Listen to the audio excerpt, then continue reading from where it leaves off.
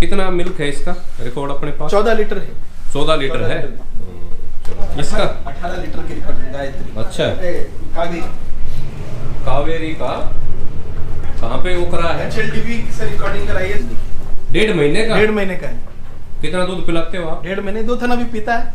अच्छा, अपन के हमारे अरे आप तो बिल्कुल नंदी तैयार करने लग रहे हो, सारे ही नंदी हैं। अब मैं दिखाता हूँ रिजल्ट देखिए। ये कावेरी की बेटी शक्ति। अच्छा, ये बेटी है, शक्ति बुल की बच्ची है। अच्छा अच्छा, शक्ति बुल का रिजल्ट देखिए। ये कावेरी की बेटी, हाँ। अच्छा, इसका देखिए 2.5 महीने में। अरे वाह, ये इसका है ये। और कितनी शालीन है, देखिए कैसे पूंछ उठा रही है। इसको इधर करियो, जबरदस्त है। तो देखो 2.5 महीने, 2.5 महीने में। वाह जी वाह। ये नस्ल सुधार कर रहा है सूर्या फाउंडेशन। और ये गया है नामधारी ब्लड लाइन की है, मंडल गाय है ये।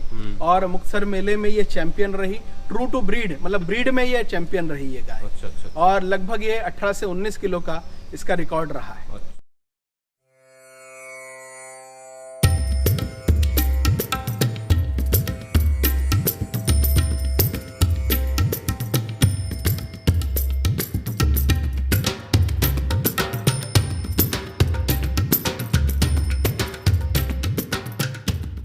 गौशालाओं में अगर ये चलेगा तो सब बढ़िया रहेगा। जैसे उन्होंने आज बोला ना उनको ना, हाँ। कि आप जहाँ जहाँ हम जाते हैं संस्थाओं में वहाँ पे HF मिलती है। हाँ। ये बड़ी प्रॉब्लम है गौतम जी। अगर गौशालाएं ये कार्यक्रम करने लग जाए ना तो बहुत फास्टी से काम होगा। अच्छा, सभी को नमस्ते। मैं आज आया हूँ सूर्या साधना सतली झिंझोली, जहाँ पे देसी गौवंश पे बहुत ही अच्छा कार्य कर रहे हैं सूर्या फाउंडेशन झिंझोली। और उसके मुख्य कर्ता धर्ता कह लो हमारी देसी भाषा में, जो उसको संभालते हैं, प्रबंधक हैं गौतम जी। विजय जी, सबसे पहले तो मैं आपको बता दूं, गोपालन हमारी पुरातन काल से चली हुई एक परिपाटी है। बिल्कुल। और जैसा कहते हैं गौ, गंगा, गायत्री, जो हमारे 5 चीज़ें हैं, गणेश, तो उसमें सबसे पहला गौ आता है। और मैं तो आज कुछ वैज्ञानिकों से चर्चा कर रहा था, जो बोलते हैं गाय के अंदर 33 करोड़ देवी देवता हैं। वास्तव में 33 प्रकार के देवी देवता हैं। तो ये जो 33 प्रकार है, इसमें क्या है, ये अलग अलग उसके प्रकार हैं, यानी उनको विटामिन्स, मिनरल्स, आग, ये सब चीजें उनके ऐसे प्रकार है जो मनुष्य की आवश्यकता की वे गुण हैं उसके। बिल्कुल। तो ये एक भारतीय मूल की अपनी गाय में मिलती है। और विशेष रूप से देखें कि हम नस्ल संवर्धन पे भी काम कर रहे हैं। ये हमारी पूरे, हम विशेष रूप से साहिवाल और थारपारकर नस्ल के संवर्धन के ऊपर काम कर रहे हैं। ये हमने सब में सबका नाम दिया है, आप देख सकते हैं। ये रही, वो गंगा है, वो राधा, सबका परिचय कराएंगे। ये गंगा है, ये नामधारी ब्लड लाइन की है। नामधारी भैणी साहेब एक बहुत पुराना ब्लड लाइन है। और आप देखेंगे ये सुल्तान की बेटी है और इसकी माँ पार्वती है। और नस्ल सुधार का परिणाम, क्योंकि किसान जब तक नस्ल सुधार नहीं करेगा, नस्ल सुधार ही उसको गाय रखने के लिए प्रेरित करेगा। नहीं तो दूध कम होते ही अपने यहाँ से खूंटे से गाय को किसान अलग कर देता है। ये दूध है, और दूध के साथ साथ मैं कहता हूँ वैल्यू एडिशन करे गोबर गौमूत्र का, जिसको वो अपशिष्ट समझता है। वास्तव में डेयरी में अपशिष्ट कुछ नहीं है। हम क्या करते हैं, हमारे यहाँ दूध तो सब लेते ही हैं, हम गौमूत्र की अर्क बनाते हैं और कृषि में उपयोग के लिए बनाते हैं। गोबर का उपयोग हम कृषि कार्यों के लिए भी कर रहे हैं। यहाँ जीवामृत, घन जीवामृत बनाते हैं, और साथ में हम रोज का गोबर यहाँ बायोगैस में डाल देते हैं। तो हमारे यहाँ सूर्या साधना स्थली में जो भोजन बनता है वो सारा बायोगैस से बनता है। 20-25 लोग जो परमानेंट रहते हैं उनका भोजन बायोगैस से ही बनता है। तो बोलते हैं ना, आम के आम गुठलियों के दाम। तो ये चीज़ें अगर किसान करे तो निश्चित रूप से ये वैल्यूडेशन होना बहुत ज़रूरी है। मैं उदाहरण देता हूँ, हमेशा एक NDDB ने मॉडल खड़ा किया जकरियापुर आनंद के पास। वो जकरियापुर मॉडल इतना सक्सेस है कि पूरे गाँव में गाय है, और उस गाँव से मान लीजिए कुछ दूध उत्पादन होता था इतने रुपए का। अब उस NDDB ने क्या किया, उन घरों में, हर एक घर में पोर्टेबल बायोगैस लगा दिया। तो वो जो गोबर होता था वो बायोगैस में जाता था, उससे उनको सिलेंडर का बचा, माने महीने में 2-3 सिलेंडर एक परिवार का बच गया, खर्चा बच गया। खर्चा बचने के कारण से उन खर्चा बचना यानी कमाई होना, बिल्कुल है ना। जो LPG 1-2 लगता था एक परिवार में, वो LPG 700-800 की LPG महीने में लगती थी, वो बच गया। फिर दूसरा क्या किया, वो स्लरी जो निकलती है, उस स्लरी का उन्होंने प्रोसेसिंग किया, उसमें कुछ और तत्व मिला करके प्रॉम खाद बनाया। अब वो स्लरी प्रोसेस यानी खाद भी हो गया और गैस भी मिल गई। तो इस प्रकार से एक सस्टेनेबल मॉडल जब हम डेवलप करने की बात करते हैं तो उसमें डेयरी अपशिष्ट का विशेष योगदान है कि आप उस विषय पर काम करिए। दूध पे तो आप करते ही हैं, दूध में भी वैल्यू एडिशन करते हैं लोग, पनीर बनाते हैं, चीज़ बना रहे हैं, छाछ बना रहे हैं, अलग अलग प्रकार के बनाते हैं, लेकिन इसमें भी वैल्यू एडिशन करने की बात है जिसको हम अपशिष्ट कहते हैं, ये बहुत जरूरी है। मैंने गंगा से मिलाया है। हाँ, ये गंगा है। ये राधा गाय है। ये राधा हम बहुत पतली थी और इसके शुरुआत का भी फोटो आपको अगर दिखाऊं तो बहुत दुबली पतली गंगानगर से आई थी। अच्छा। और इसने भी 2200 लीटर अपने तीसरे ब्यात में दूध दिया है। 2200 लीटर। हम रोज का रिकॉर्डिंग करते हैं और उसके बाद हम देखते हैं कि किस गाय की पोटेंशियल कितनी है, यानी वो गाय कितना दूध है और उसको लगने वाला सीमन हम कौन सा यूज करें।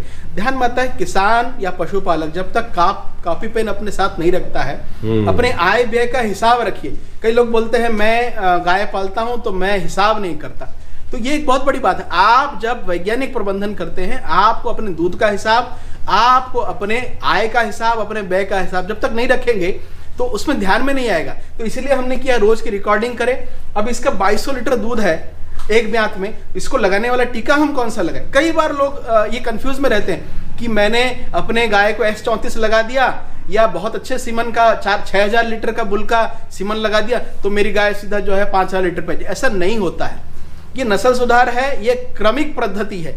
आपने 2200 लीटर की गाय को अगर 6,000 का लीटर लगा दिया तो इसके आने वाली बछिया 6,000 पे नहीं पहुंचेगी, वो 3,000 पे पहुंचे, वो 3,200 पे पहुंचेगी। क्रमिक विकास होगा।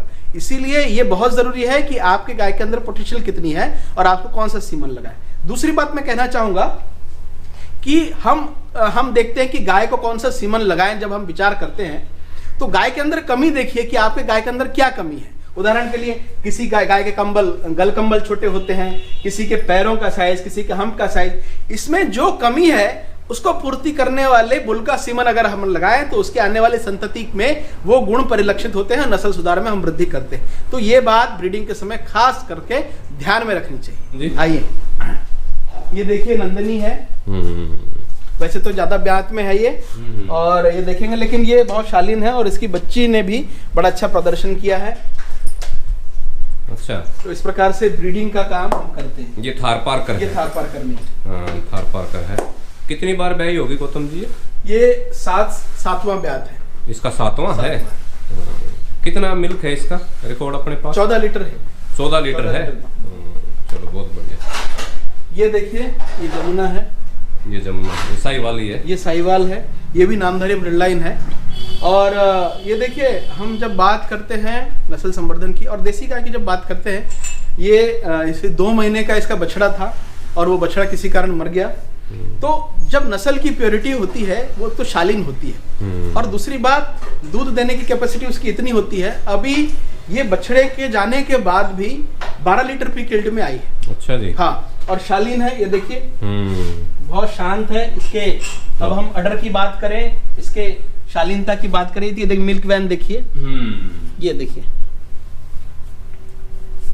बछड़े के जाने के बाद आराम से दूध दे दिया, आराम से दूध देती है, कोई इसकी दिक्कत नहीं होती है। देखिए किस प्रकार से टांग, बहुत बढ़िया। तो ये विशेषता है ब्रीड की, ट्रू टू ब्रीड की। जब हम बात करते हैं, शालीनता उसका सबसे बड़ा गुण होता है। और मैं तो देखता हूं कि बहुत सारे लोग देसी गायों को इसलिए पालते नहीं है कि वो लात बहुत मारती है। लेकिन अगर आपने वर्ण संकर नहीं कराया, साहिवाल को साहिवाल का टीका लगाया, धीरे धीरे इंप्रूवमेंट करते गए, तो उसमें ये लक्षण कभी आएंगे ही नहीं, वो प्योरिटी की ओर बढ़ेगी। बिल्कुल। देखिए, ये गायत्री है, ये HLD से लेकर आए हम। इसके एक थन नहीं के कारण वहां ऑक्शन कर दिया गया। और इसकी विशेषता ये है, ये HLDB की 3000 लीटर की गाय है, यानी 3000 लीटर इसने अपने ब्यात में दूध दिया। अब आप देखिए विजय जी, इसके कद काठी से लग रहा है ये कितने ब्यात की होगी, आप अंदाजा लगा सकते हैं। ये 12वें ब्यात की गाय है। अरे, ये 12 बार बच्चा दे चुकी है। वाह जी वाह। और इसका कद काठी देखिए, हमारे यहाँ आकर के 1700 लीटर इसने दूध दिया है। 1700 लीटर एक ब्यात में दूध दिया है। और 3 थन चलते हैं, थोड़ा बहुत हमने ब्रीडिंग पर्पस से लेकर आए हैं इसको, लेकिन ये ओल्ड ब्लड की गाय है, इसीलिए हम ब्रीड के उद्देश्य से भी लाए हैं। तो कई बार ऐसा होता है कि सरकारी संस्थान में भी, मैं ये कहना चाहूंगा, सरकारी संस्थानों का लोग बहुत विरोध करते हैं। कई लोग कहते हैं सरकारी में क्या रखा है। मैं एक बात स्पष्ट कहना चाहता हूं, अगर सरकार को रिकॉर्ड बनाना होता तो आज साहिवाल को और देसी गायों को 10,000 लीटर भी पहुंचा देते। लेकिन सरकारी संस्थानों को एक एक चीज का हिसाब देना पड़ता है। मैं HLDB में कई लोगों से मिलता हूं तो HLDB वाले कहते हैं कि वो दूध तोलते 12 लीटर और लिखवाते हैं 10 लीटर। तो कम हो सकता है क्योंकि ज्यादा दे तो उनको हिसाब देना पड़ेगा। तो इसीलिए सरकारी संस्थाओं के बुल के सीमन, सरकारी संस्थाओं पर हमको भरोसा करना चाहिए। ये सबसे बड़ी बात है, सबसे पहली बात है। और कुछ ऐसी गाय जो मिलती है ऑक्शन में, उनको अगर ब्रीडिंग करें, जैसे हमने देखा कि सूरतगढ़ में 3-3 थन की गाय थारपारकर वो 2.25 लाख रुपए किलो क्यों खरीदते हैं लोग? लोगों के अंदर पोटेंशियल है कि इसकी एक अगर बछड़ी आ जाए तो हमारी ब्लड लाइन सुधर जाएगी। तो इसके लिए लोग जागरूक भी हो रहे हैं और करना भी चाहिए। बहुत बढ़िया। तो आगे बढ़े देखिए, ये क्रॉस ब्रीड है। अब हमने ये क्यों रखा है? कई किसान ये देखते हैं कि हम बैक ब्रीडिंग कैसे करें।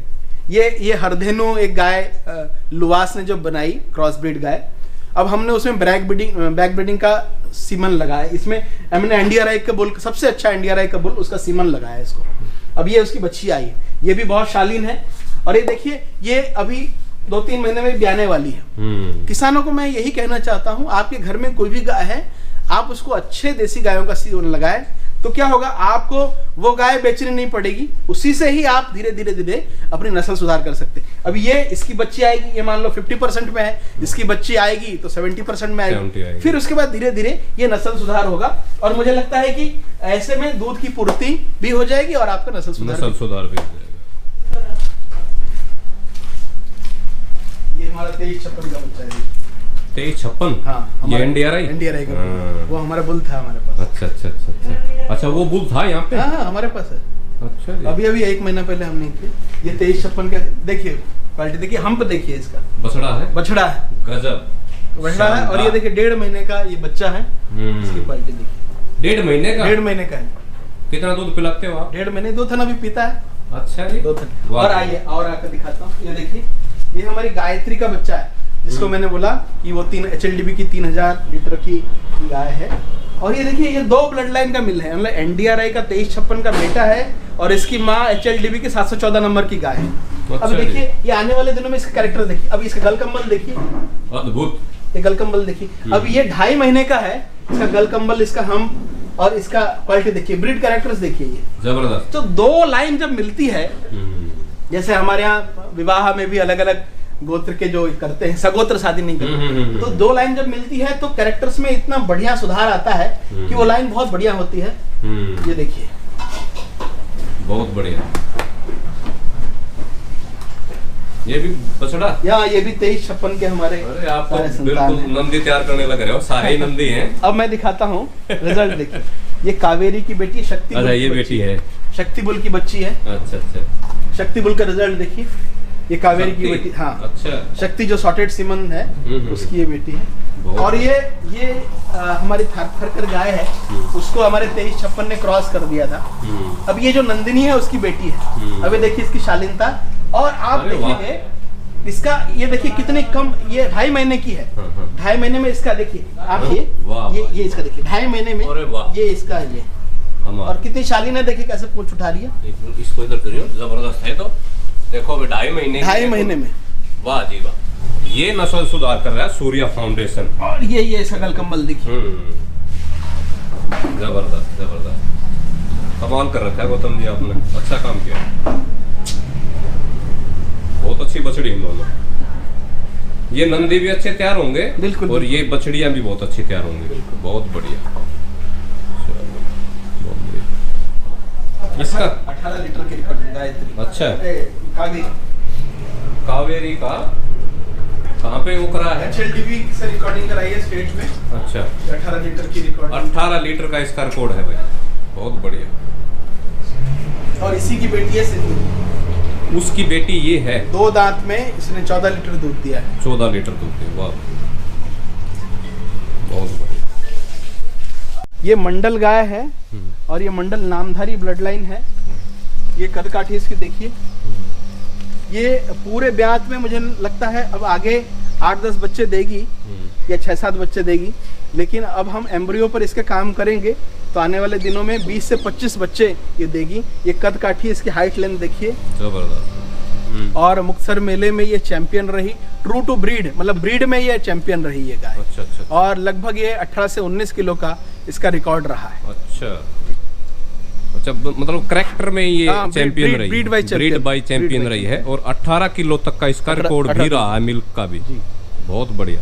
तो इसका लेकर आने का मेन मकसद जो आप बता रहे थे कि भाई इसके एम्ब्रियो से हम आगे काम करेंगे 25-30 तक का, उसका क्या टेक्नोलॉजी साइंस का क्या लाभ? देखिए, अभी भारत में जैसे एआई शुरू हुई और एआई को प्रचलन होते होते धीरे आज जन सामान्य के लिए आई है। तो अभी ये IVF ETT का प्रोजेक्ट जो सरकार भी लेकर आई है, कुछ प्राइवेट संस्थाएं भी लोग कर रहे हैं। तो ये एक ऐसा माध्यम है जिसके द्वारा हम देसी गायों की ब्रीड को तत्काल चेंज कर सकते हैं। जैसे ऐसी कुछ गाय हैं जो अपने पूरे ब्यात में कुछ बच्चे देगी, लेकिन अब हम इसके एम्ब्रियोज जब बनाते हैं तो ये पूरे ब्यात में या पूरे जब हम एम्ब्रियो बनाते हैं 20, 25, 30, अभी एक जेके ट्रस्ट ने एक गौरी गाय जो गिर गाय थी उसके एम्ब्रियो बनाए, तो उन्होंने 2 साल में ही उसके 25 बच्चे ले लिए। तो इस प्रकार से पोटेंशियल है उस गाय में, लेकिन वो गाय पूरे ब्यात में 20 नहीं देती, पूरे जीवन भर 20 नहीं देती, लेकिन वो 2 साल में ही उसके 20 बच्चे ले गए। तो इसी से ही नस्ल संवर्धन होगा।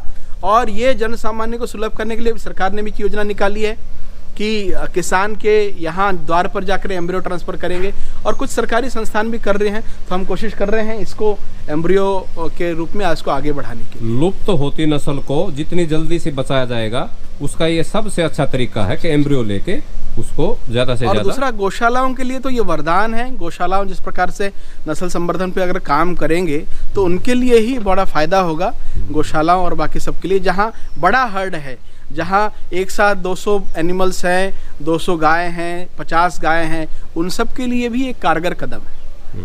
और गौतम जी बता रहे हैं कि यहीं की जो गैस जारी है इसी से भोजन वगैरह बनता है पूरे सूर्या फाउंडेशन में यहाँ पे। तो ये क्या लगा रखा है अभी गौतम जी? ये देखिए, हमारा बायोगैस प्लांट है, 10 क्यूबिक मीटर का बायोगैस प्लांट है। वहाँ गौशाला से जितना गोबर होता है हम यहाँ कर देते हैं और यहाँ घोल करके ये बायोगैस हमारा चलता है। और ये देखिए आगे ये इसकी स्लरी सारी निकलती है यहाँ पे, और इसकी स्लरी निकलने के बाद ये सीधा हम खेतों में भेज देते हैं। ये हमने नेपियर घास लगाया है आगे, ये बहुवर्षीय चारा है जो हमारे गौशाला में उपयोग होता है।